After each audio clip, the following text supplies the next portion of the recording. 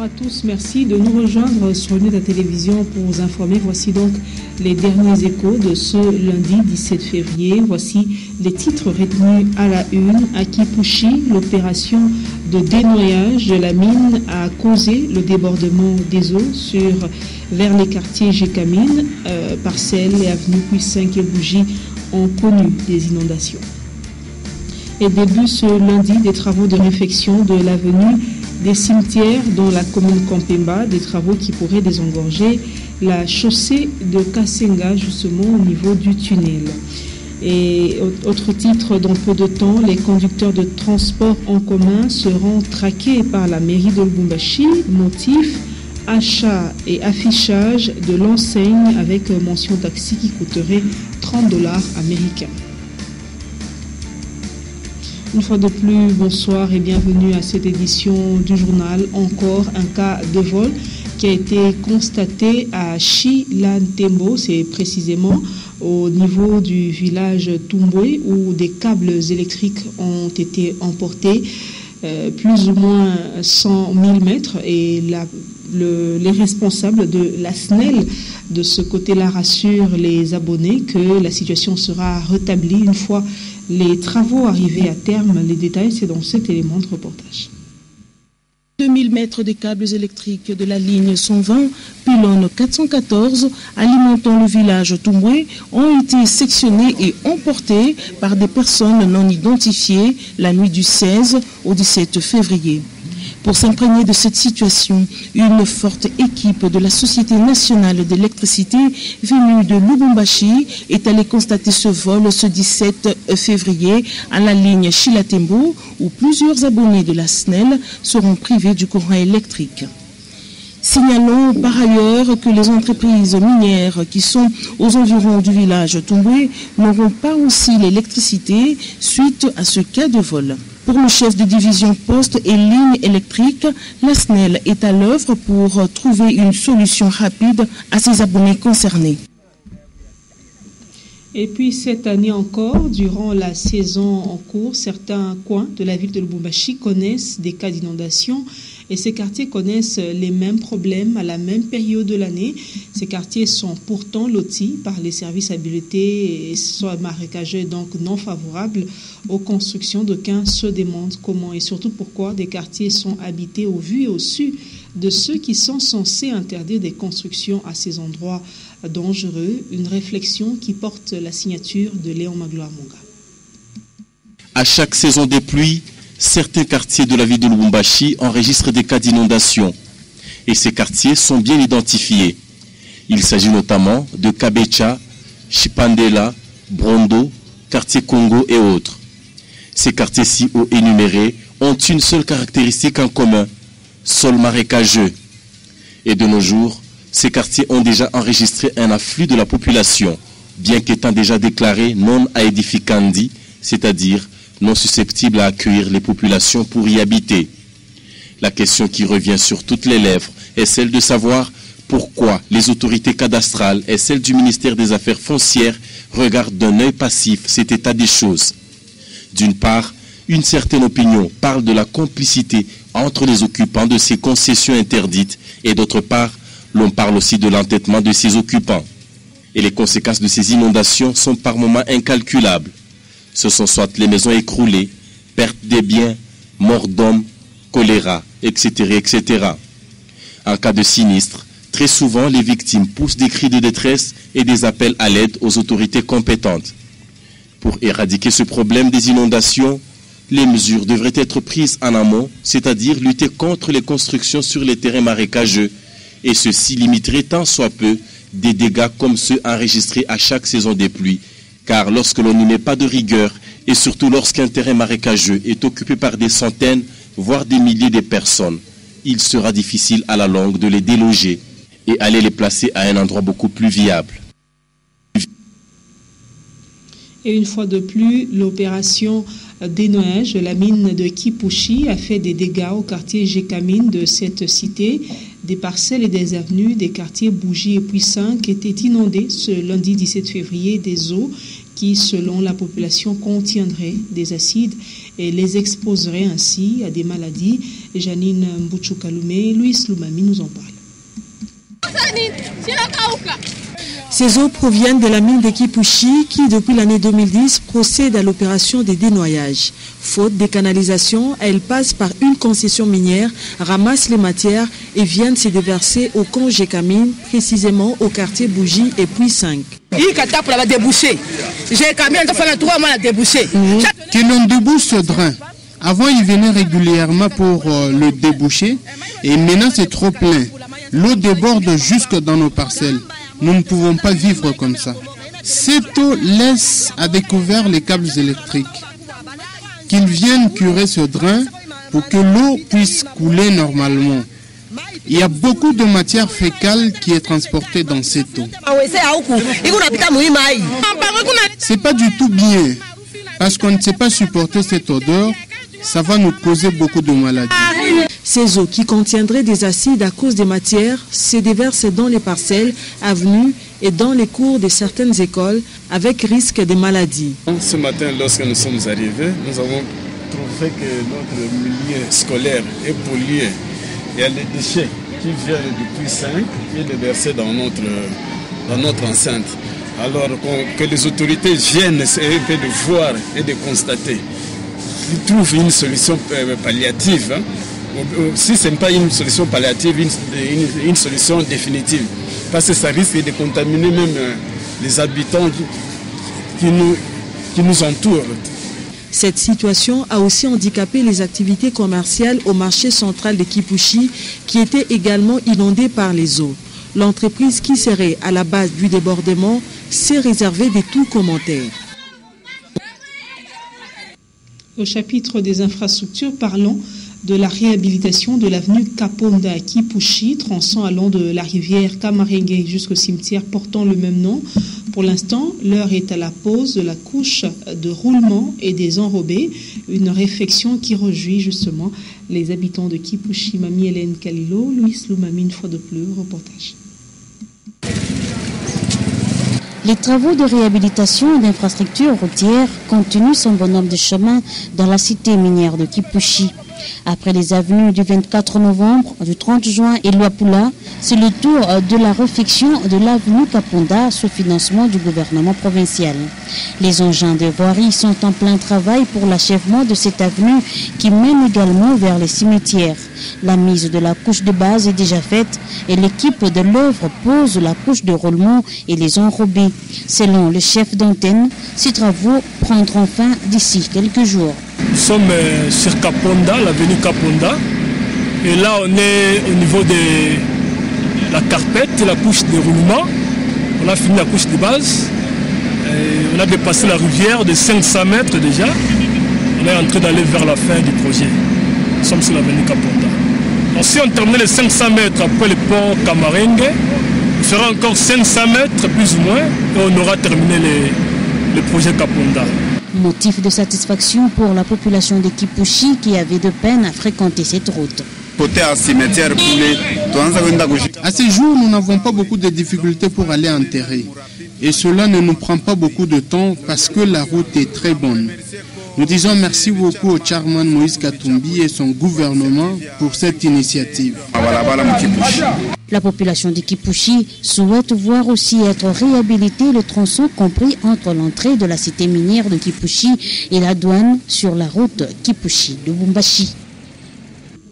On va parler infrastructure et cette fois-là Lubumbashi pour désengorger les principales artères de Lubumbashi, surtout le tunnel du Bel Air où se créent souvent les embouteillages. L'Office de voirie et drainage OVD Katanga vient de démarrer les travaux de réfection de l'avenue des cimetières entre victimes de la rébellion et chaussée de Kasenga. Et puis la construction des canalisations se poursuit sur l'avenue Arokaria. Un reportage Consolat Kanja, Makolo Vera et Félix Kalombo. C'est un soulagement pour les habitants de l'avenue des Cimetières qui voient leur route touchée par l'Office des voiries et drainage pour les travaux de nettoyage et rechargement. Cette partie comprise entre victimes de la rébellion et la chaussée de Kasenga, longue de 1 km 260, sera réhabilitée en 3 phases, dont la première qui va concerner d'abord les 371 mètres. Le terrain étant marécageux, Le sous-directeur technique Dieudonné Aboula, qui est passé pour inspecter ces travaux, a donné des orientations précises pour la réussite de ces travaux. Comme vous le savez, aux aires de pointe, au croisement Savonnier, chaussée de Kassenga, croisement victime de la rébellion Savonnier, il y a toujours des embouteillages pendant les heures de pointe. Et dans la même politique de congestionner certains quartiers de la ville de Lubumbashi, il a plu au gouvernement provincial de penser à faire jonction, donc asphalter cette bretelle qui relie chaussée de Kassenga à l'avenue victime de la rébellion. Donc c'est un travail qui sera fait sur 1260 mètres. Quand on travaille pendant la saison de pluie, il faut beaucoup de tact, sinon vous risquez de perdre les matériaux et puis perdre le temps, tout ça. Et pendant ce temps, d'autres travaux se poursuivent du côté de l'avenue Arocarias, où le 11e lot des travaux de construction des caniveaux a été entamé avec la fouille et le béton radié qui sont effectués. Et dès ce mardi est prévue la maçonnerie en moellon, le souci étant de protéger cet ouvrage qui relie les quartiers Ewabora et Bel Air. Et profitant de ses vacances parlementaires, l'honorable premier vice-président de l'Assemblée nationale, Charles Mwando, a visité la cité de Pueto. Sur place, il a pris part aux activités commémoratives du 2e anniversaire depuis la mort de feu Augustin Katumba Mwanké. Augustin, Célestin Muganza Miguebe nous en parle.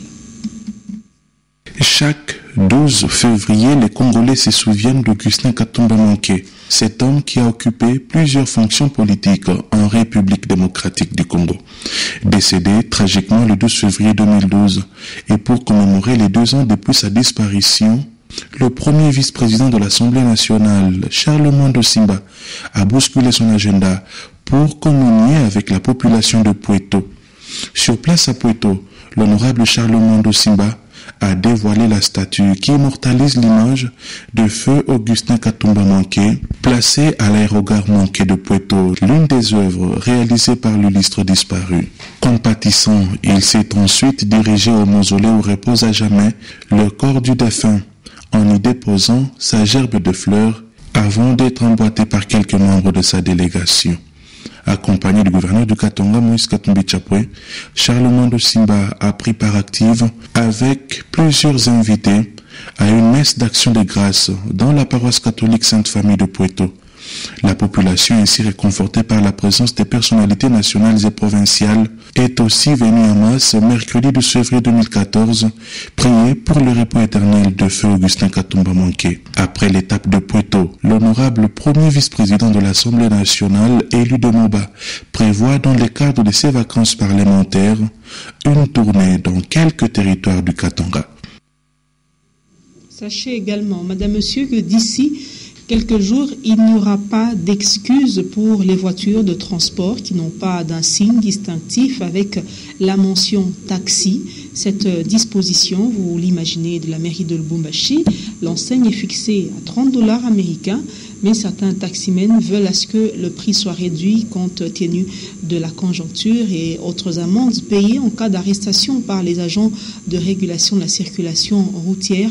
Jean-Paul Malimbangouej, Rufin Kibambé, reportage. Voiture de transport en commun doit avoir l'insigne de taxi au-dessus comme signe distinctif à Lubumbashi. Cette décision est de la mairie qui fixe le prix d'un signe à $30 américains. La voiture de transport qui n'aura pas l'insigne de taxi sera arrêtée vu que le délai est déjà expiré. Mais quelques chauffeurs de Lubumbashi suggèrent à ce que la mairie puisse revoir le prix qui est un peu exorbitant. Ce que nous demandons, c'est la réduction du prix. Juste ça. Qu'on puisse réduire à un prix là abordable, vu les conditions que nous traversons pour le moment. On préfère qu'on mette même à $15. C'est mieux d'ailleurs. $15 parce que la voiture par jour c'est $20. Mais s'il faut acheter une plaque juste pour les voir, une plaque à $30, c'est cher. Et du côté de la mairie, via sa corporation qui s'occupe de cette question des chauffeurs, tout le monde doit se conformer à cette mesure du maire et souligne, ce n'est pas aux chauffeurs de payer, mais plutôt aux propriétaires de la voiture. L'opinion se demande si cette opération va réellement réussir car d'autres décisions antérieures sont restées sans suivi. C'est notamment l'uniformisation des couleurs de magasins et véhicules de transport en commun en rouge et blanc, couleur de la ville de Lubumbashi.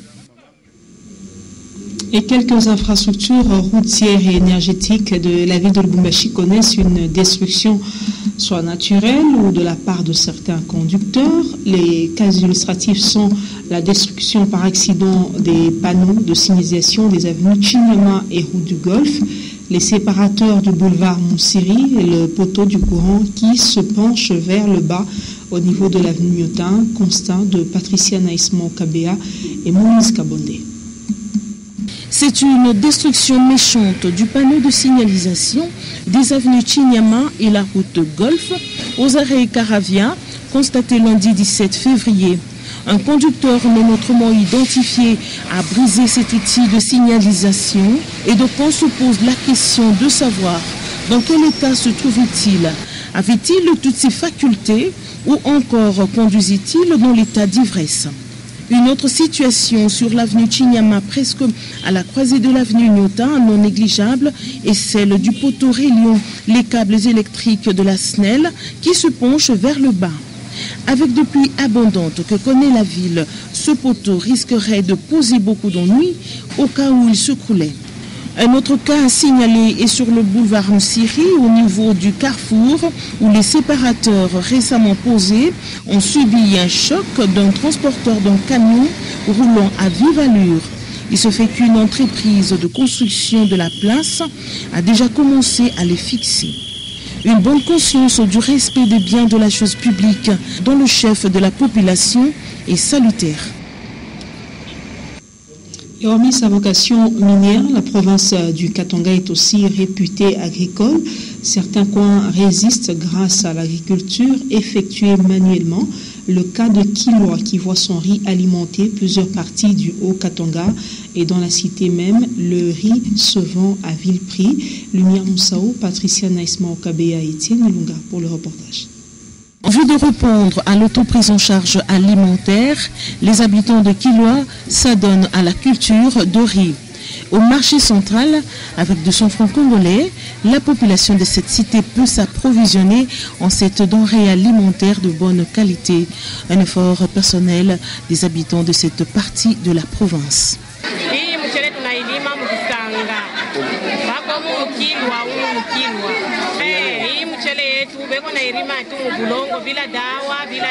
Nous cultivons ce riz à Kilwa. C'est une culture sans engrais chimiques. Cela contient beaucoup de vitamines et a un bon goût.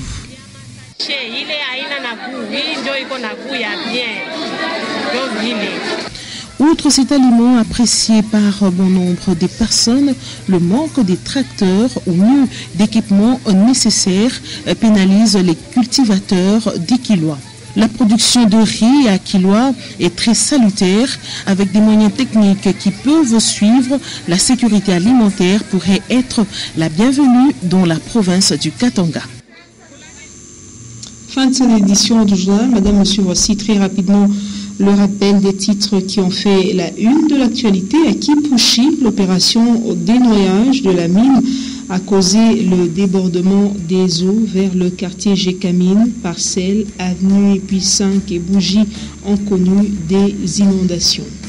Et puis début ce lundi les travaux de réfection de l'avenue des cimetières dans la commune Kampemba, des travaux qui pourront désengorger la chaussée de Kassinga au niveau du tunnel. Et dans peu de temps, les conducteurs de transport en commun seront traqués par la mairie de Lubumbashi. Motif, achat et affichage de l'enseigne avec mention taxi qui coûterait $30 américains. Fin complète de ce journal. Une fois de plus, merci à vous de l'avoir suivi. Je vous retrouve demain à 23h pour vous informer avec le même et réel plaisir. Prenez soin de vous. Au revoir.